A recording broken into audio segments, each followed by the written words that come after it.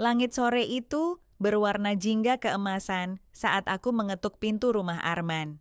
Sudah 2 minggu ini Arman dinas keluar kota, dan aku berjanji padanya untuk sesekali mengecek keadaan rumah dan tentu saja memastikan Sari istrinya baik-baik saja. Pintu terbuka dan Sari muncul dengan senyum ramah. Dia mengenakan daster tipis berwarna krem yang membalut tubuhnya dengan pas.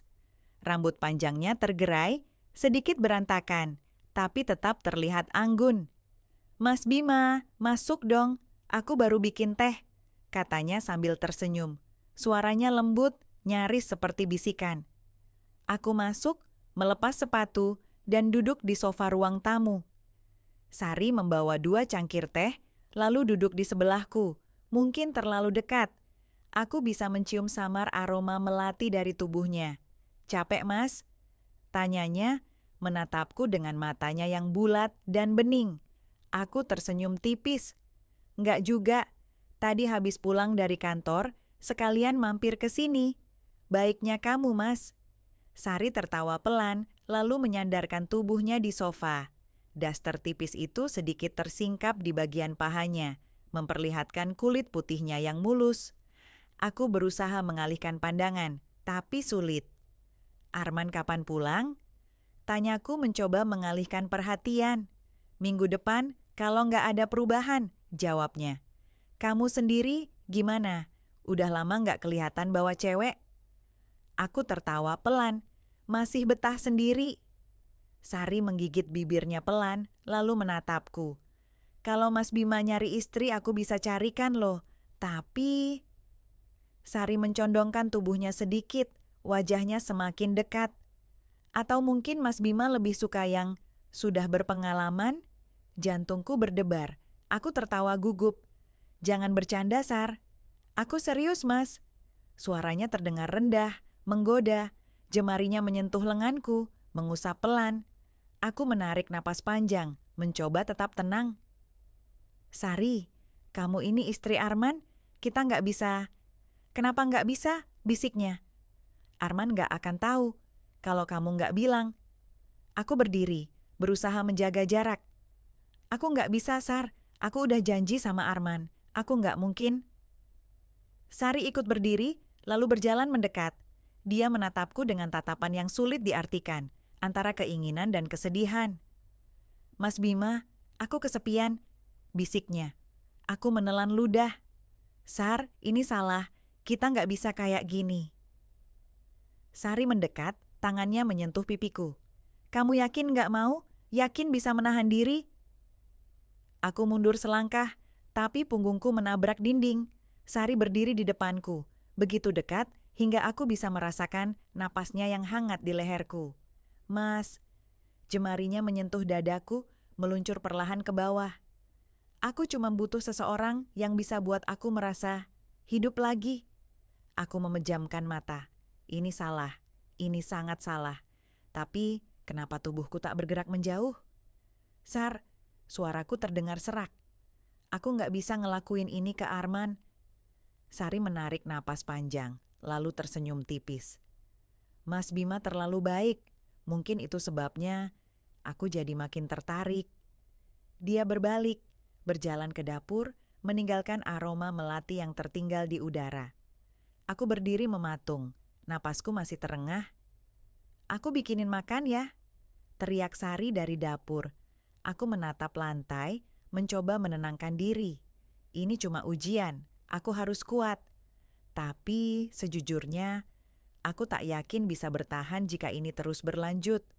Aku duduk di meja makan, berusaha menenangkan diri.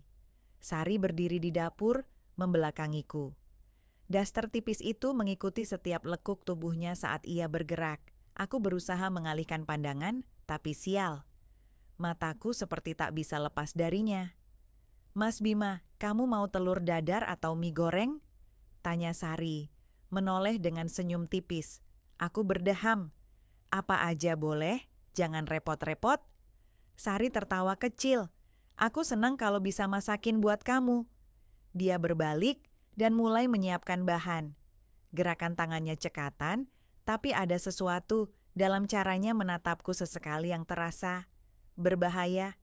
Aku mencoba mengalihkan perhatian dengan membuka ponsel. Ada pesan dari Arman. Bro, makasih udah sempat ngecek rumah. Kalau Sari butuh sesuatu, tolong bantuin ya. Aku menarik napas berat. Kalau Arman tahu istrinya sedang menggoda sahabatnya sendiri, Mas Bima. Sari muncul di depanku dengan sepiring mie goreng dan telur dadar. Dia meletakkannya di meja, lalu duduk di sebelahku, lagi-lagi terlalu dekat. Coba deh, aku bikin spesial buat kamu. Aku mengambil garpu, mencicipi sedikit. Enak, gumamku. Sari tersenyum lebar. Senang kamu suka.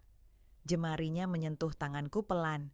Aku menoleh dan tatapan matanya menembus langsung ke dalam dadaku. Sar, aku menarik tanganku perlahan. Jangan begini. Aku cuma pengen deket sama kamu, Mas. Suaranya rendah dan menggoda. Aku bangkit dari kursi. Aku pulang aja ya, udah malam. Mas Bima, Sari berdiri menghadang jalanku ke pintu. Kenapa buru-buru? Malam masih panjang. Sar, ini nggak benar. Arman sahabatku. Aku mencoba melangkah, tapi Sari memegang lenganku. Kamu nggak mau tahu kenapa aku begini? Kenapa aku tertarik sama kamu? Suaranya bergetar. Aku menatapnya, mencoba menjaga jarak. Sar, aku nggak bisa. Sari mendekat, menatapku dari jarak yang begitu dekat.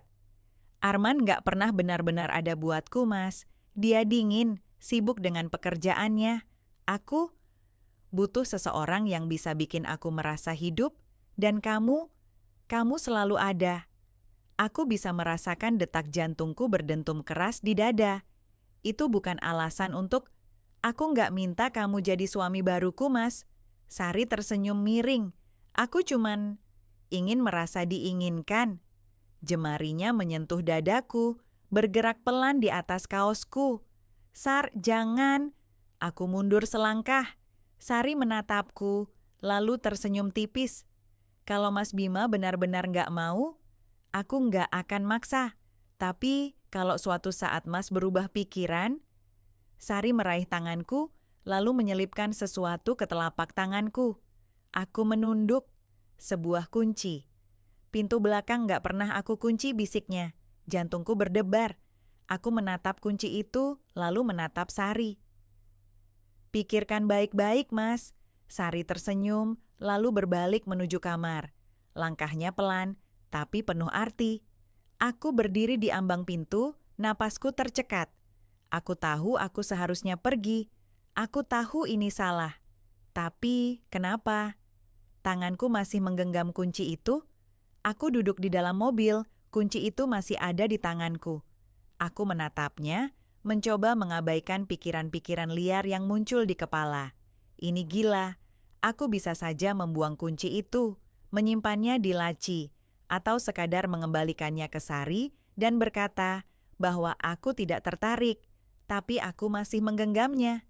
Setelah beberapa menit duduk dalam kebingungan, aku akhirnya menghidupkan mesin mobil dan melaju pulang. Tapi sepanjang perjalanan, bayangan Sari terus muncul di pikiranku. Tatapan matanya, senyumnya, sentuhan halus di lenganku.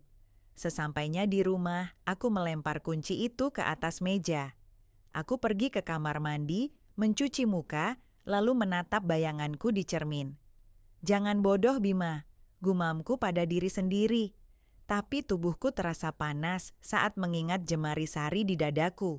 Godaan itu terasa nyata. Beberapa hari berlalu. Aku mencoba sibuk dengan pekerjaan, tapi pesona Sari seperti terus menghantuiku. Setiap kali aku menutup mata, aku melihatnya. Hingga malam itu tiba. Jam menunjukkan pukul 10 malam ketika ponselku bergetar. Sebuah pesan masuk dari Sari. Mas Bima, kamu masih bangun? Aku menghela napas panjang. Aku bisa saja mengabaikannya, tapi jari-jariku bergerak sendiri. Iya, kenapa? Balasanku dibaca, lalu muncul 3 titik tanda dia sedang mengetik. Aku kesepian. Aku terdiam, menatap layar ponsel cukup lama. Kemudian muncul pesan lanjutan. Pintu belakang nggak dikunci, tanganku menegang, aku menutup mata, mencoba berpikir jernih.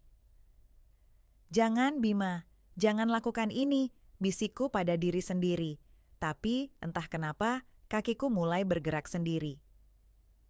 Aku mengambil kunci itu dari meja, memasukkannya ke saku jaket, lalu keluar rumah. Perjalanan ke rumah Arman terasa seperti mimpi. Aku bahkan tidak yakin kenapa aku melakukan ini.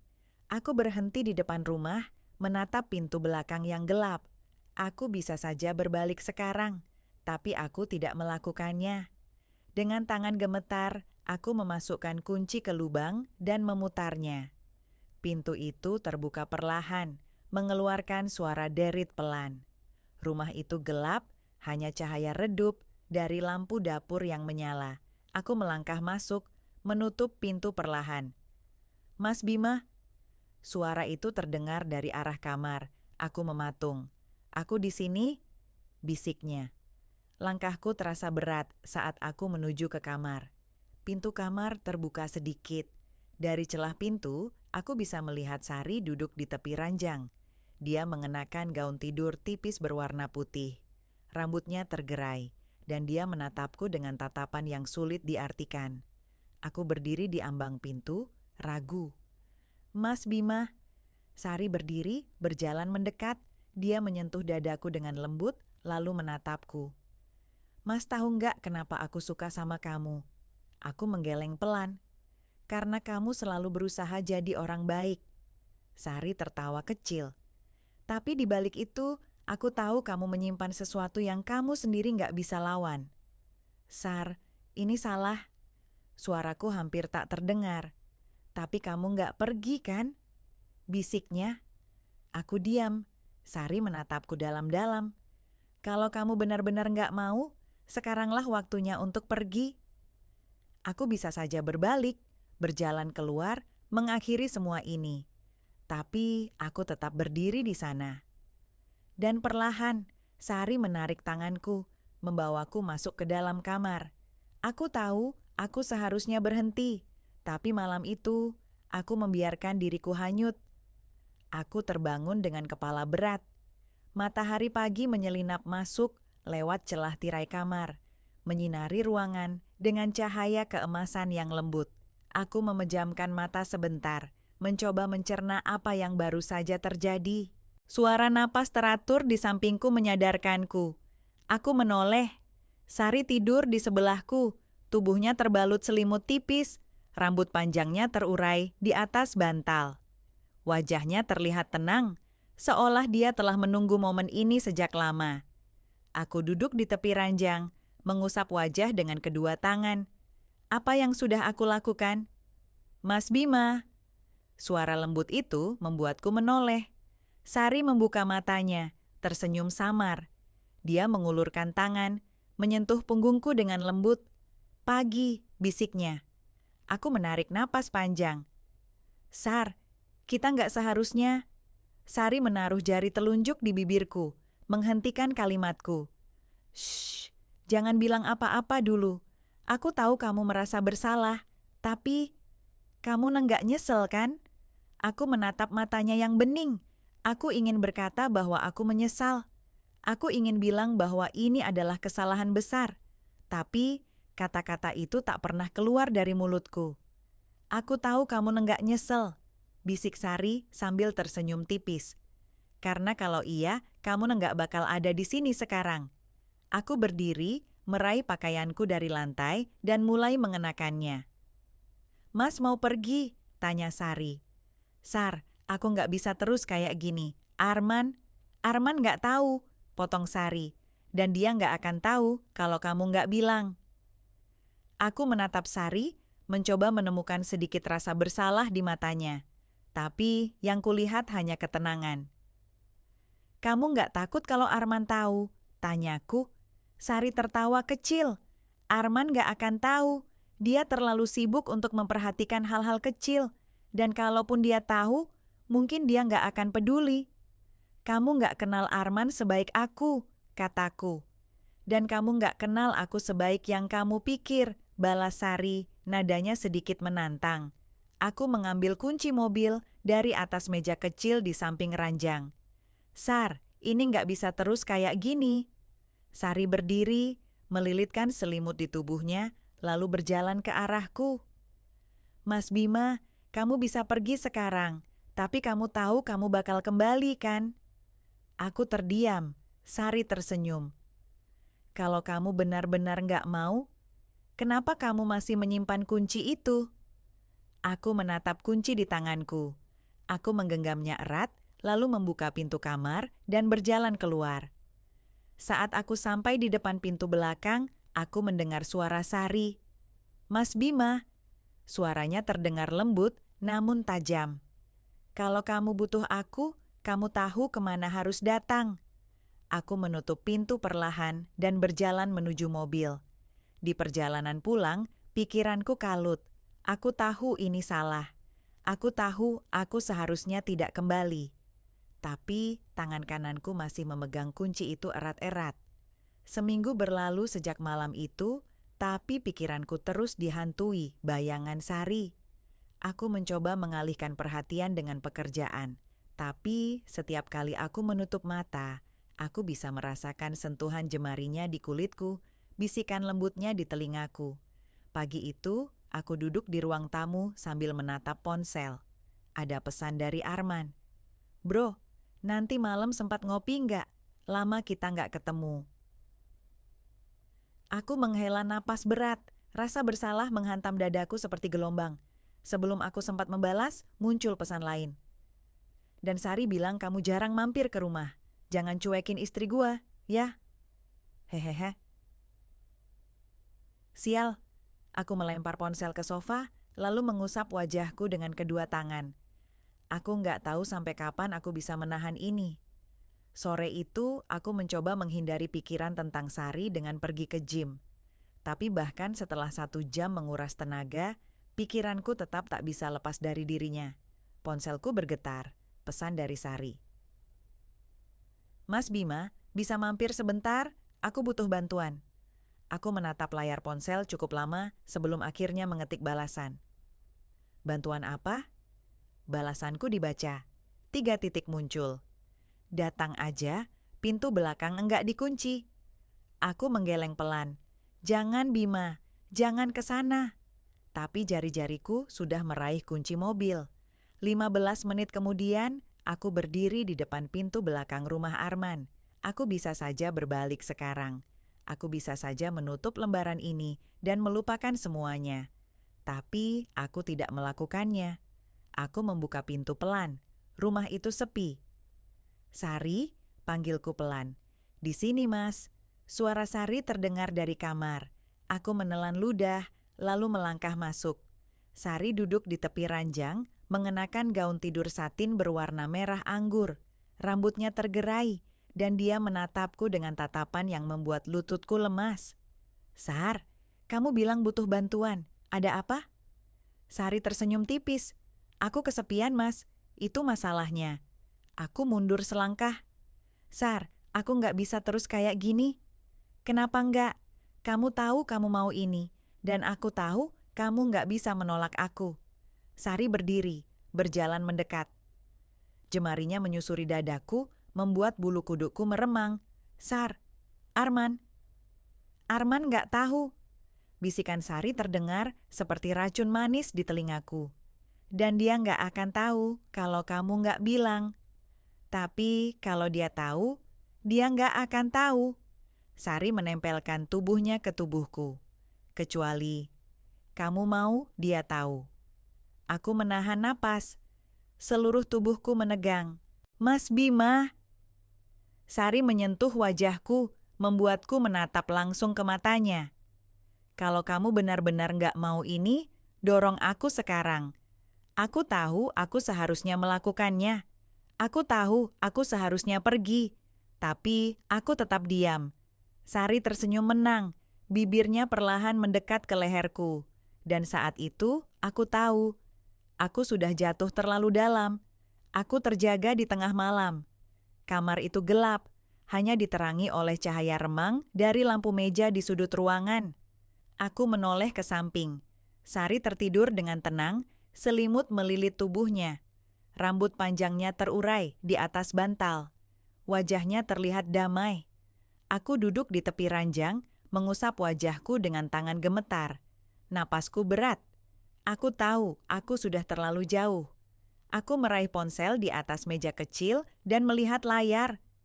3 panggilan tak terjawab dari Arman.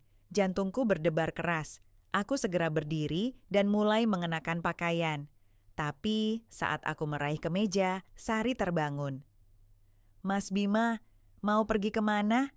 Suaranya pelan dan serak. "Arman nelpon," jawabku singkat sambil mengenakan kemeja. Sari tersenyum tipis, lalu duduk dan menyandarkan tubuhnya ke kepala ranjang. "Masih mikirin Arman?"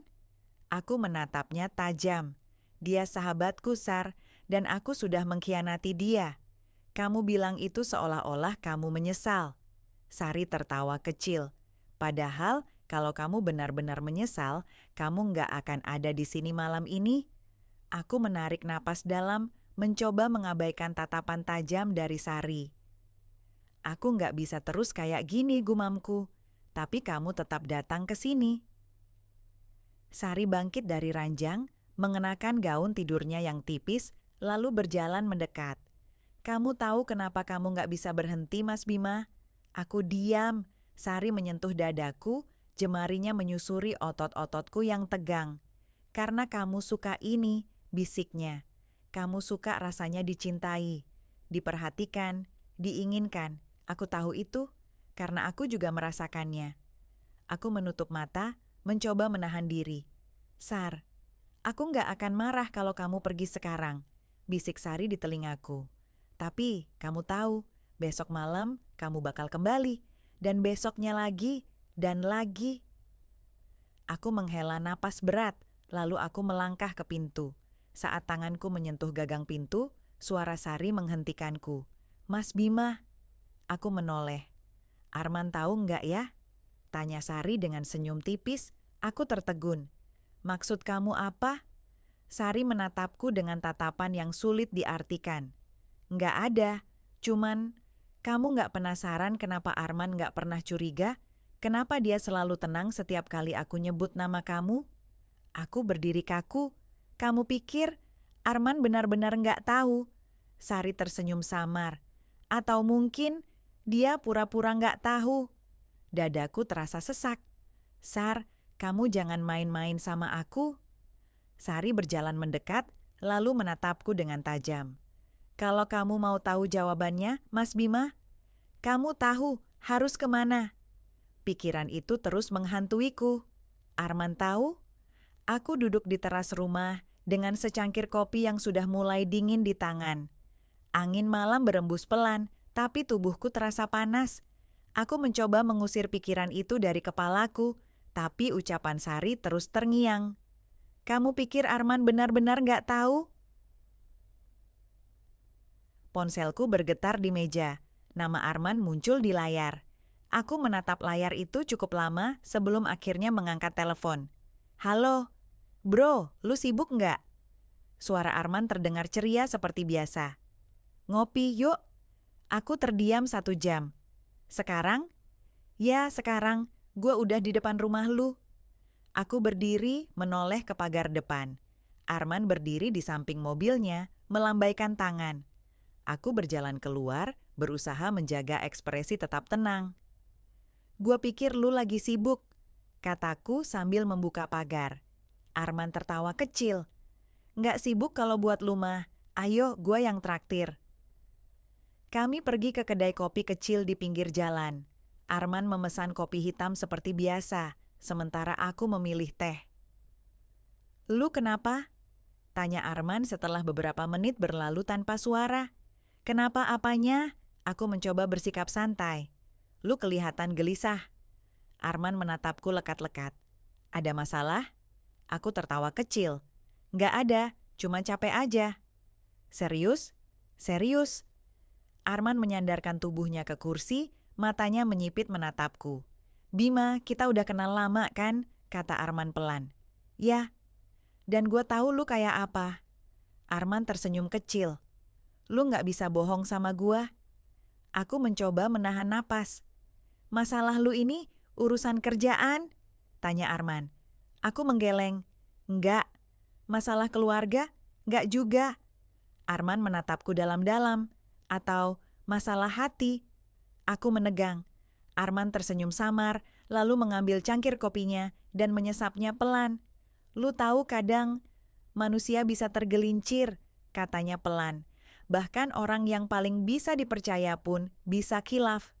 Aku menggenggam cangkir teh di tanganku, mencoba menenangkan diri. Gua nggak tahu lu lagi ngalamin apa, Bim, lanjut Arman. Tapi kalau itu masalah hati, mungkin lu harus dengerin kata hati lu sendiri. Aku terdiam. Kalau lu ngerasa itu salah, ya berhenti, kata Arman pelan. Tapi kalau lu tahu lu bakal jatuh lebih dalam, ya lu siap-siap aja nerima risikonya. Aku menatap Arman, mencoba membaca ekspresinya. Lu kayaknya ngomong dari pengalaman pribadi, gumamku. Arman tertawa kecil. Mungkin. Man, aku menelan ludah. Kalau seseorang dekat sama istri temannya sendiri, menurut lu, siapa yang salah? Arman mengangkat alis. Yang salah? Ya, pria itu atau istrinya? Arman tersenyum kecil, tapi tatapannya dingin. Kalau lu nanya gua, dua-duanya salah, kata Arman. Karena selingkuh itu keputusan, bukan kecelakaan. Tapi kalau dua-duanya sama-sama nggak bisa berhenti, ya, berarti mereka berdua udah tahu konsekuensinya. Aku merasa perutku melilit. Arman menatapku sebentar, lalu tersenyum. Tapi kalau gue jadi pria itu, lanjut Arman sambil meletakkan cangkir kopinya. Gue bakal siap-siap, karena cepat atau lambat, bakal ada harga yang harus dibayar. Jantungku berdebar keras. Man, suaraku bergetar. Lu tahu sesuatu ya? Arman tersenyum kecil. Gue cuma kasih saran, bro. Lalu dia menepuk bahuku. Ayo, balik, udah malam. Kami berdiri, berjalan menuju mobil. Saat aku membuka pintu mobil, Arman menatapku sebentar. Oh iya Bima, katanya pelan. Apa? Arman tersenyum samar. Kalau lu ketemu Sari, bilang gua bakal pulang agak telat malam ini. Aku membeku. Arman tersenyum kecil, lalu masuk ke mobil. Aku berdiri di tempatku, menatap mobil Arman yang melaju di jalanan malam. Arman tahu, dan aku nggak tahu. Apakah itu pertanda baik atau buruk? Aku tak bisa tidur malam itu. Kata-kata Arman terus terngiang di kepalaku. Kalau lu ketemu Sari, bilang gue bakal pulang agak telat malam ini. Dia tahu. Aku duduk di sofa ruang tamu, menatap gelas whisky yang sudah setengah kosong di tanganku. Pikiran itu terus berputar. Apa maksud Arman dengan ucapannya tadi? Apakah dia hanya mencurigai sesuatu, atau dia benar-benar tahu segalanya? Ponselku bergetar, pesan dari Sari. Mas Bima, aku butuh kamu sekarang. Aku menatap layar itu cukup lama sebelum akhirnya meletakkan ponsel di atas meja. Aku nggak boleh. Aku harus berhenti sekarang sebelum semuanya terlambat.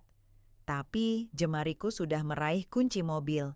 15 menit kemudian, aku sudah berdiri di depan pintu belakang rumah Arman. Pintu tidak terkunci. Aku masuk. Lampu ruang tengah menyala redup. Aku bisa mendengar suara air dari kamar mandi. Lalu, pintu kamar terbuka.